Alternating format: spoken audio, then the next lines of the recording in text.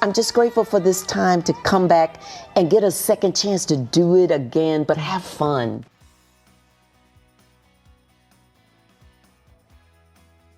Number 10. Paul Hogan, Crocodile Dundee. Australian Paul Hogan had been working in his home country since the early 70s, but he came to international attention with the 1986 surprise blockbuster Crocodile Dundee. New York City, Mr. Dundee. Home to 7 million people. That's incredible. Imagine 7 million people all wanting to live together. Yeah, New York must be the friendliest place on earth. For his performance as Mick Crocodile Dundee, Hogan won a Golden Globe Award for Best Actor, Motion Picture, Musical, or Comedy. Hogan went on to receive an Oscar nomination for co-writing the screenplay. Give him your wallet. What for? He's got a knife. That's not a knife. That's a knife. Despite this breakthrough, Hogan struggled to make lightning strike twice. He'd star in 2 more Crocodile Dundee movies with diminishing returns at the box office, as well as a handful of other comedies that fell short of his early success. As the years went by, Hogan became better known for his tax evasion troubles and throwbacks to his Golden Globe-winning role. Paul leads a pretty calm existence. You know, he's single, he pretty much keeps to himself. He lives a simple life. Oh, hi there, Shane. Hey, mate. How are you? I was just cleaning up around the house a little bit. Number 9. Frances Bavier, The Andy Griffith Show. After decades in the industry, Frances Bavier landed her career-defining role as Aunt Bee on The Andy Griffith Show. And this is my Aunt Bee. How do you, Captain? It's mighty nice to see you. Now, Andy, before you go traipsing around the country on any manhunt, you come along home and have dinner first. Behind the scenes, Bavier was known for clashing with the cast, feeling she was a serious actress above this sitcom role. Nevertheless, Bavier remained with the series throughout its 8 seasons. Towards the end of the show's run, Bavier won her only primetime Emmy for her supporting performance. I'm going now. I won't be long. I'm just bringing Clara something over for supper. You know that poor dear can hardly get around. Well, what's the matter with her anyway? Well, she spilled some bacon grease behind the stove and she was afraid it would attract ants. So she tried to lift the stove to clean it up, and now she's walking crooked. Although the industry had finally recognized Bavier, her career was coming to a close. She'd appear in the spin-off Mayberry RFD and the 1974 film Benji. Bavier subsequently retreated to a quiet life until she died in 1989. According to Griffith, Bavier called him a few months before her passing, apologizing for the animosity on set. She said, I'm sorry we didn't get along better. She said it was my fault. Number 8. Catherine Ross, Voyage of the Damned. Catherine Ross is best known for playing Elaine Robinson in The Graduate, which scored her a Golden Globe for New Star of the Year, Actress.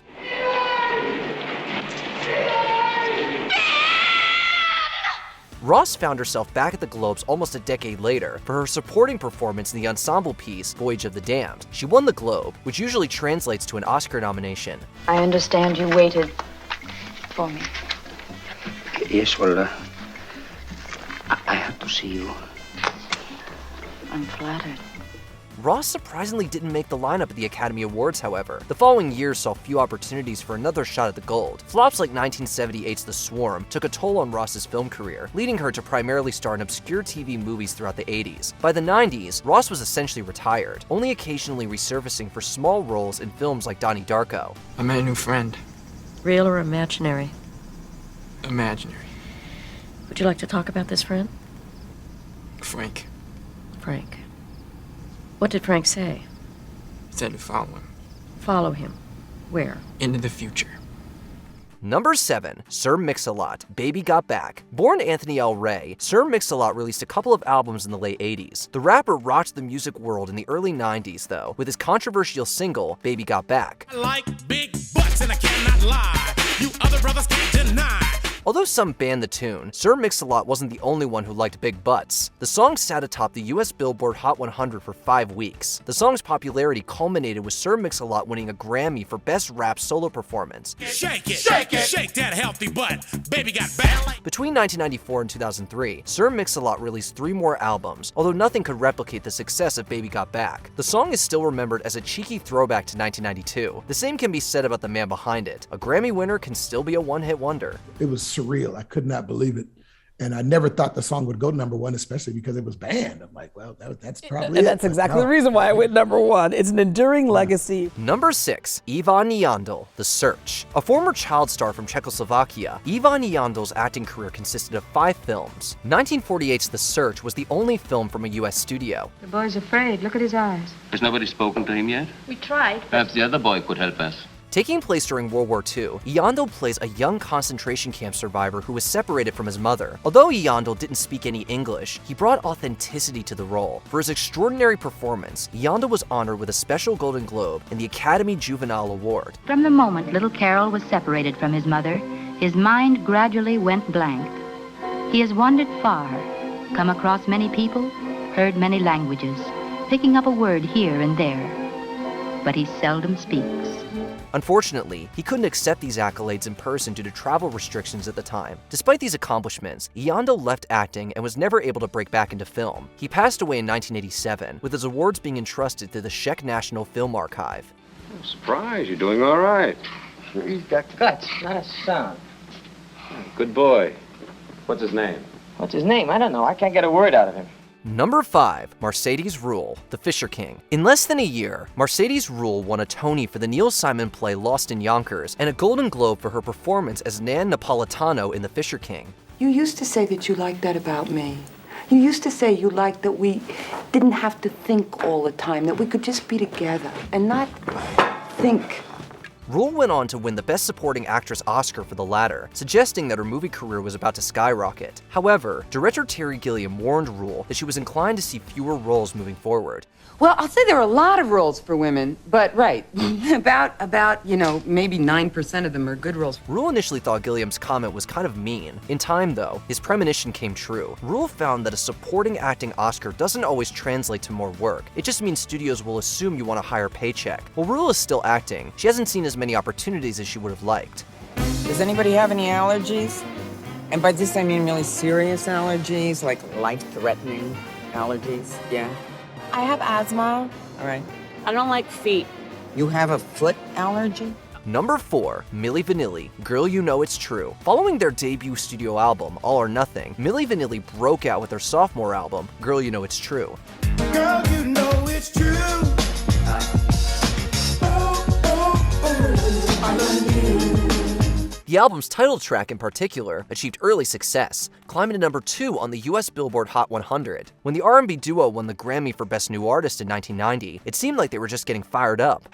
We want to say thank you very much, but we want to say there are a lot of artists here in this room, there are a lot of artists outside in the world who can achieve the same award that we achieved today. The Grammy would be the beginning of the end, however. Met with accusations of lip-syncing, it was revealed that Rob Pilatus and Fab Morvan didn't contribute their vocals to the album. In an unprecedented move, Milli Vanilli was stripped of their Grammy win. The purpose of the event was to announce the pair was returning the Grammy Awards they won for the Best New Artist of 1989. But the Recording Academy had already stripped them of the trophies the day before.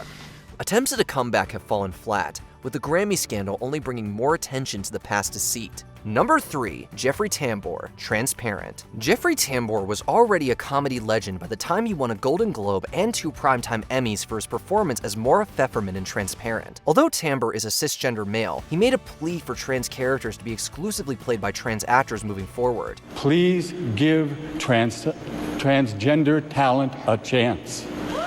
Give them audition. Give them their story. While Transparent would mark a turning point for representation, it also saw a difficult transitional period in Tambor's career. You got everything I need.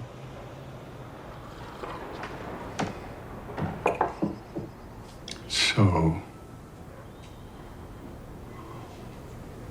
why am I so unhappy? Amid winning various awards, Tambor was met with accusations of toxic behavior, 2 of his accusers being trans women. Tambor was compelled to leave Transparent, as many other creative teams cut ties with him. The veteran actor had already filmed a few other projects that were later released, but he's been essentially retired ever since. I'm exhausted. I can't remember who's alive and who isn't. Georgie, when you go home, make sure your wife writes down everything you think you said tonight. All right? This way, in the morning, you know what you're dealing with. Number 2, Harold Russell, The Best Years of Our Lives. Harold Russell had lived the role of Homer Parrish, both losing their hands amid World War II. Here you go, sailor. Sign on the dot of... I'll do it for you. What's the matter? Think I can't spell my own name? No, I just thought that... I know, son.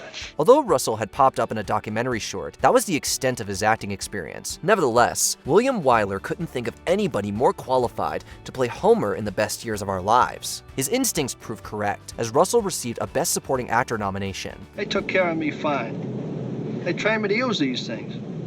I can dial telephones, I can drive a car, I can even put nickels in a jukebox. I'm all right. Convinced that a non-actor would win this award, the Academy granted Russell an honorary Oscar. To their surprise, Russell also won in the supporting category, making him the only person to take home 2 Oscars for the same performance. Although Russell appeared in 2 more movies during his lifetime, he otherwise left showbiz in favor of helping fellow veterans. Hey, kid, you're all right. You're okay, You're okay. I'll drink to you. Number 1. Jennifer Holliday, Dreamgirls. Jennifer Holliday gave what might be the most show-stopping performance in Broadway history as Effie White in the original cast of Dreamgirls. Just get my dress. Where's my dress?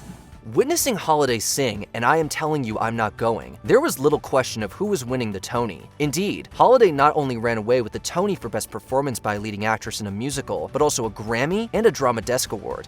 This is the most important night in my life, and I want to thank God for giving me the gift, and I want to thank God for giving me the opportunity to share the gift with you. One would expect Holliday to take the entertainment industry by storm, but her presence in film and television has been minimal. Even on stage, Holliday has only starred in 3 Broadway productions since Dreamgirls. This can be partially attributed to Holliday's history of physical and mental health struggles. Like Effie though, Holliday deserves another act. Kind of enjoying a third act of my career, mainly because of social media. These young people have rediscovered me, millennials, whatever they called, I love them, generation, whatever generation they are, they have rediscovered me and brought me out. Which award-winning celebs would you like to see more of? Let us know in the comments. You know, I shouldn't have done it. And then I thought, well, that's enough now.